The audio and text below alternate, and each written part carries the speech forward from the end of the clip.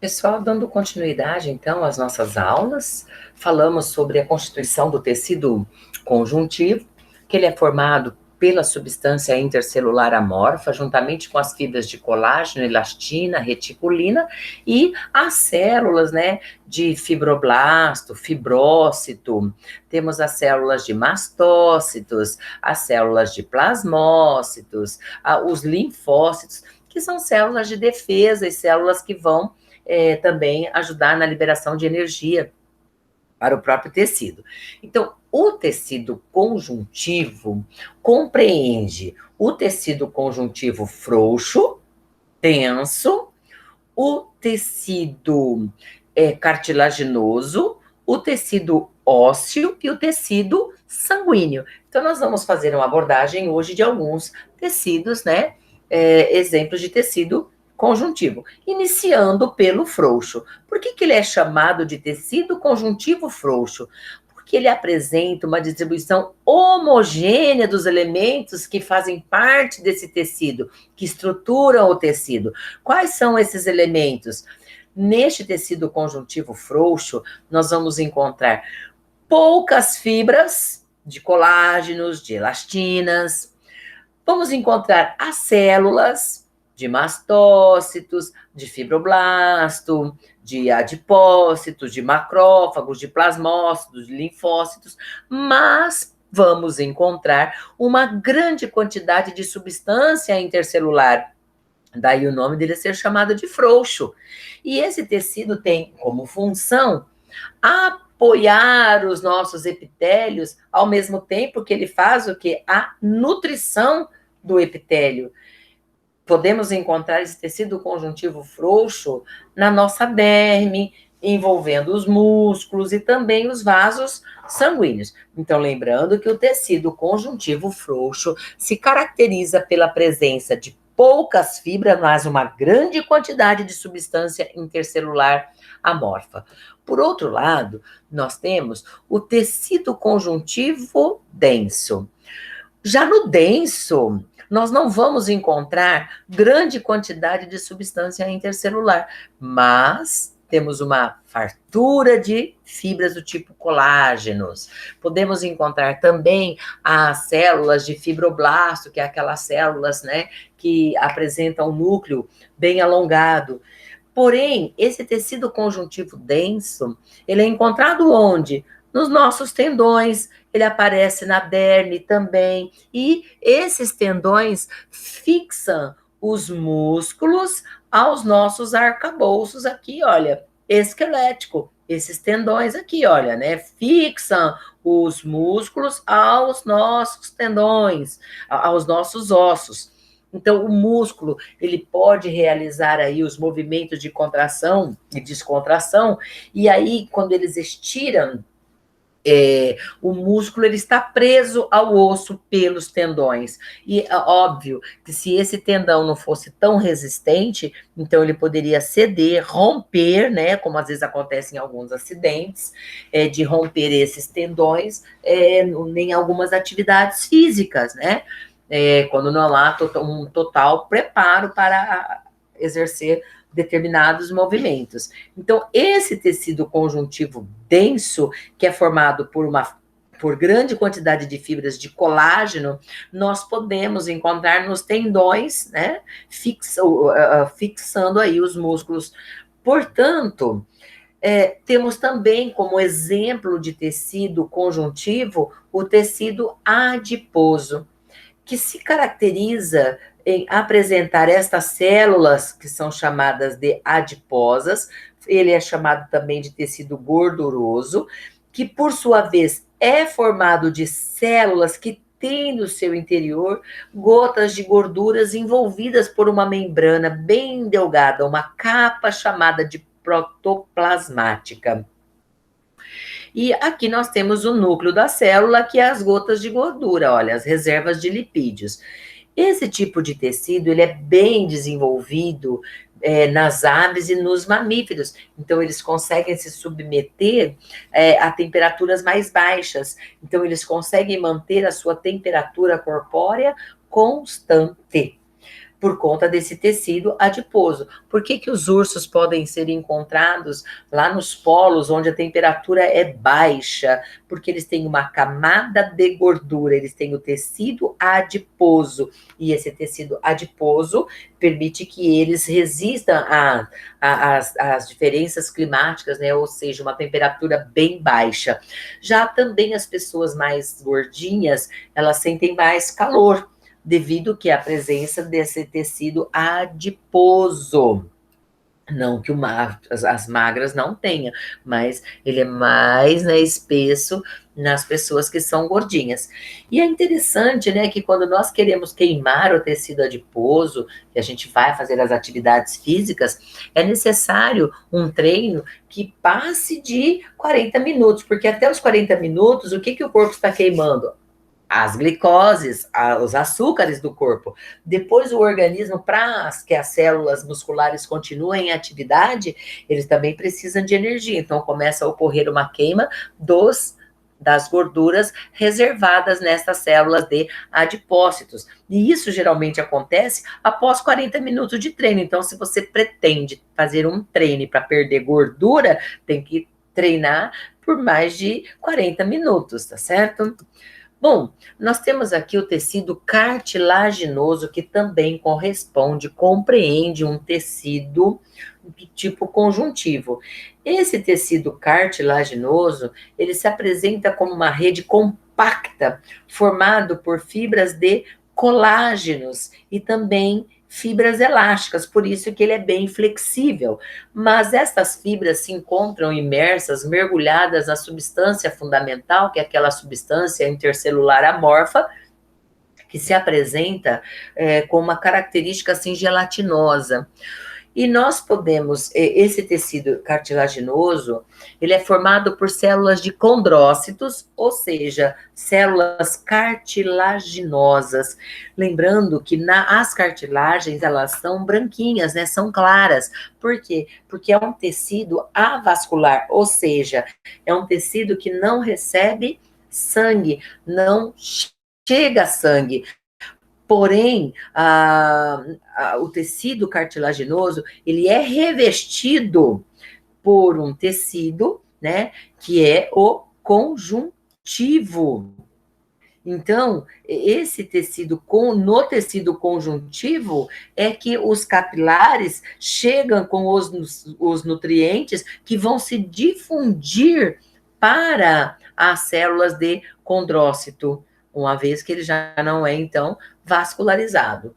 E nós podemos encontrar 3 tipos de cartilagem no corpo.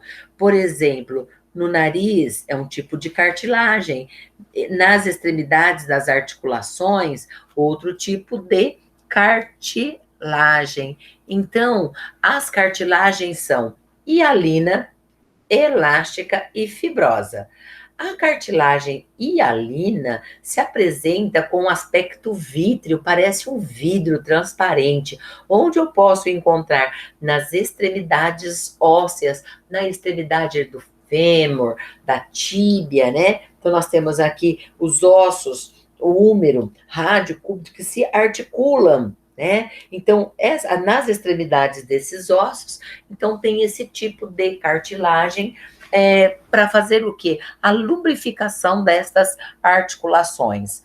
Já a cartilagem elástica, ela é muito rica em fibras elásticas, e estas fibras, por sua vez, elásticas, elas permitem a esse tipo de tecido muita elasticidade, como nós temos no nariz, no pavilhão auditivo, ele se dobra, nós podemos dormir em cima da orelha, dobrar a nossa orelha, por conta do tipo de proteína que formam as fibras destes órgãos, né? Então, por exemplo, é uma fibra elástica. Já a cartilagem fibrosa, as fibras são mais resistentes, mais duras, que são as fibras formadas de colágenos, que são sintetizadas pelas células de fibroblastos, lembrando, né? E então, onde podemos encontrar esse tipo de cartilagem fibrosa? Entre os discos intervertebrais, aqui a nossa coluna vertebral. Então, nós temos que ter um cuidado muito grande com as atividades físicas por conta de muito peso, excesso de peso, postura incorreta, movimentos incorretos, há um desgaste destas cartilagens. E aí fica osso roçando com osso, aí acontece a pessoa o quê? Travar aos pensamentos dos nervos, né? Então, tem que fazer o movimento sempre com a coluna, a postura correta. Então, temos aqui, como foi colocado, 3 tipos de cartilagem: a hialina, a elástica e a fibrosa, certo? Falando um pouquinho do nosso tecido ósseo, que é um tecido também de sustentação, esse tipo de tecido ósseo, ele, por sua vez, é constituído, né? Ele é denominado de osteoblasto. E as células são as osteócitos. Porém, esse tecido ósseo, ele já não, nós não vamos encontrar tanta substância amorfa, né? Porque ele é um tecido duro. E é interessante que essas células de osteócito, que são essas aqui em lilás, elas ficam localizadas no interior destas cavidades, olha, no interior destas cavidades aqui, minúsculas cavidades, chamadas de osteoplastos, tá? Mas observem que aqui eu tenho uma célula de osteócito, uma outra célula de osteócito, e elas se comunicam. Percebemos aqui pequenos canais, finos canais, canalículos, permitindo a comunicação entre as células. Esses canalículos acabam sendo muito rígidos, duros. Por quê? Porque eles sofrem a impregnação de cálcios, né, de fosfatos. Então, por isso que o tecido ósseo acaba o quê? Se calcificando, né, sofrendo essa permineralização. Lembrando que nós podemos encontrar um tecido ósseo compacto e o tecido ósseo bem esponjoso. O osso, ele pode ser assim, tipo poroso, parecendo uma pedra pómez. Bom, como podemos observar na lâmina anterior, olha, o tecido ósseo, ele é denominado ósseo, e vamos encontrar nele também uma substância intercelular. Então, essa substância intercelular, ela é chamada também de matriz óssea, e por sua vez, ela é formada por 2 partes: a parte orgânica e a inorgânica, tá? Bem, já a constituição, então, desse tecido ósseo se dá pela matriz óssea, que, por sua vez, é formada pela substância intercelular, as substâncias, né, forma com aquele aspecto bem gelatinoso, e as fibras de colágenos, e a impregnação pelos carbonatos e pelos fosfatos, que permite ali a sua rigidez. Por outro lado, nós temos também a formação, a constituição de células do tipo osteoblastos, osteócitos e osteoclastos. Essas células de osteoblastos, né, que vai formar essas nossas células de osteócitos, que são as células ósseas, que se intercomunicam através dos canalículos, como foi colocado aqui nessa lâmina anterior, certo? Mas também temos as células de osteoclasto. Como que vem a ser essas células de osteoclasto? Gente, essas células, elas são chamadas de demolidoras de ossos. Quando é um bebezinho, todo mundo tem que tomar muito cuidado com a moleira, ela é aberta. Por quê? Porque o nosso cérebro está em desenvolvimento. Então, é interessante que estas células de osteoclasto, ela vai demolindo aquela parede do osso por dentro e o cérebro vai ganhando espaço para crescer. E aí, com determinado tempo do bebezinho lá, a moleira se fecha. Tá? Quem fez esse trabalho foi quem? As células de osteoclasto. Pode acontecer também de ocorrer ali um acidente, vamos supor, com uma pessoa, e ela apresentar uma fratura exposta. Naquela fratura exposta, o osso se quebrou, ficaram fragmentos de ossos nos músculos ali. Quando o médico vai fazer a reconstituição, uma cirurgia, ele retira os ossículos que ele visualiza. E o que ele não visualiza? Vai ficar lá dentro aqueles pedacinhos de ossos? Não. As células de osteoclastos se encarregam de fazer a demolição, a destruição daqueles ossículos, certo?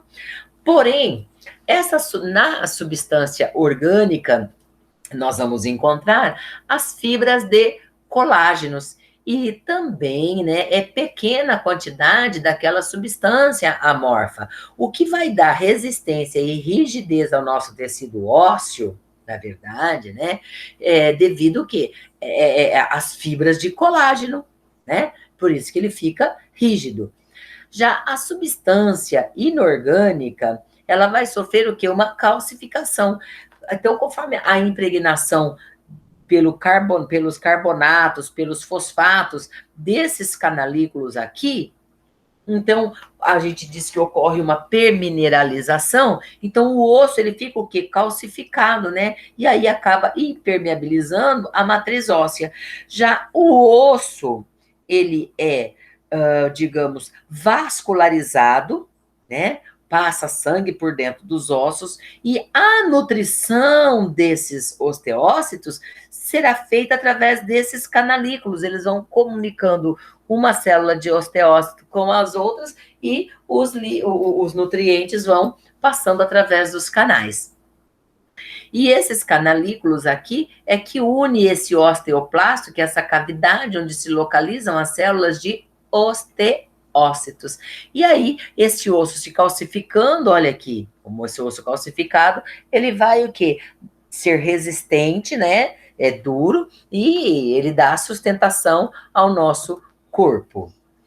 Observando um osso no microscópio, nós podemos observar que o tecido ósseo ele é denominado também de osteoblasto, que são células dotadas de alto grau de poder de se dividir mitoticamente. E aqui ocorre também a produção da matriz óssea. E esses osteoblastos são células especializadas na remodelação do óssea. Eles dão um formato ao nosso osso, né? E também são capazes o quê? De dissolver aquela matriz que foi calcificada pela permineralização. Portanto, o que diferencia o tecido ósseo do tecido cartilaginoso é que o tecido ósseo, ele é, ou digamos, qualquer osso que nós temos no corpo, qualquer tecido ósseo, é envolvido pelo tecido conjuntivo chamado de periósteo. E os tecidos, aqui são as células de osteócitos se comunicando por canalículos, né? Uma se comunica com a outra através dos canalículos, mas por dentro dos nossos ossos passam os canais de Havers e os canais de Volkmann. E aí eu volto a falar que os nossos ossos, eles são o quê? Vascularizados. Tecido cartilaginoso é avascular, tecido ósseo é vascular. Bem, ficamos por enquanto aqui, né? Vamos nos encontrar depois para dar continuidade aí a esse nosso tecido ainda conjuntivo. Vamos falar depois do tecido chamado hematopoiético, que compreende também um tecido sanguíneo.